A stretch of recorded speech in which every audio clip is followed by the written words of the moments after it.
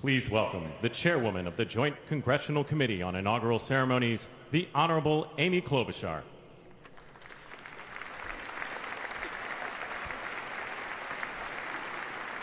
Good morning, everyone. Welcome to the 60th presidential inauguration. Today, President-elect Trump and Vice President-elect Vance will take their oaths of office, and we will witness the peaceful transfer of power at the heart of our democracy.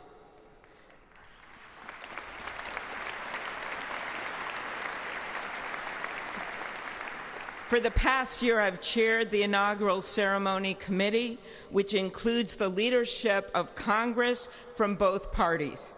We thank the committee and Capitol staff and law enforcement who worked so hard over the last year, and especially the last 3 days. You've done a beautiful job, and you have shown grace under pressure.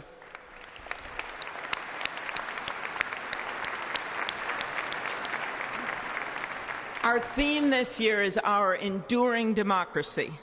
The presence of so many presidents and vice presidents here today is truly a testament to that endurance. We welcome President Biden and Dr. Biden. We welcome Vice President Harris and Doug Emhoff, President Obama, President Clinton and Secretary Clinton, President Bush and Laura Bush, Vice President Pence, Vice President Quayle and Marilyn Quayle.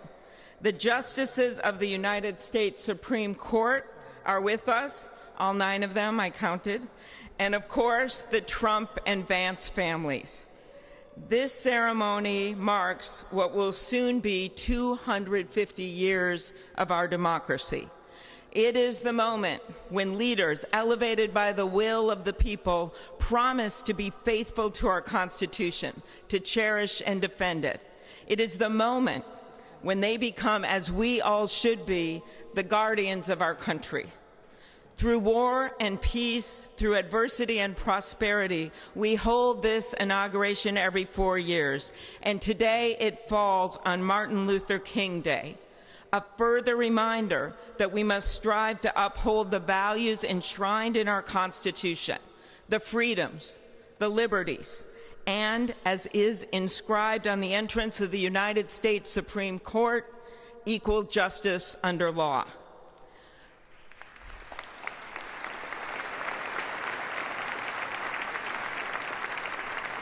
But what makes this moment more than a passing ceremony is all who are watching it across the country, the people of this nation, the ordinary people doing extraordinary things. President Kennedy, who at one point worked as a senator in this building and would often walk through this very rotunda, once said, "In a democracy, every citizen, regardless of interest in politics, holds office. Every one of us is in a position of responsibility."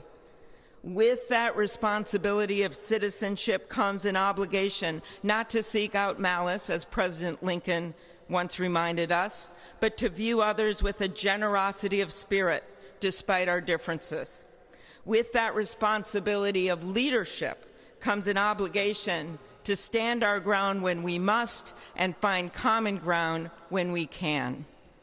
With everything swirling around us, the hot mess of division, it is on all of us, to quote an incredible songwriter who just happened to be born in my state, to ensure that our nation's democracy is our shelter from the storm. There's a reason this ceremony takes place at the Capitol. In other countries, it might be in a presidential palace or a gilded executive office building. Here it is traditionally held at the Capitol, the People's House. It is a fitting reminder of the system of checks and balances that is the very foundation of our government, 3 equal branches of government. That is how, for nearly 250 years, our great American experiment, grounded in the rule of law, has endured. So, as we inaugurate a new president and vice president, let us remember that the power of those in this room comes from the people. the construction workers who build our country, the teachers and healthcare workers who nurture us, the troops defending our freedoms, and yes, the firefighters in Los Angeles putting themselves on the line for us.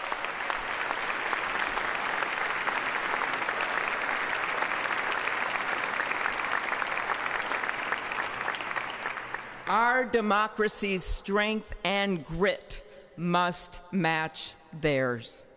May God bless our nation. Thank you.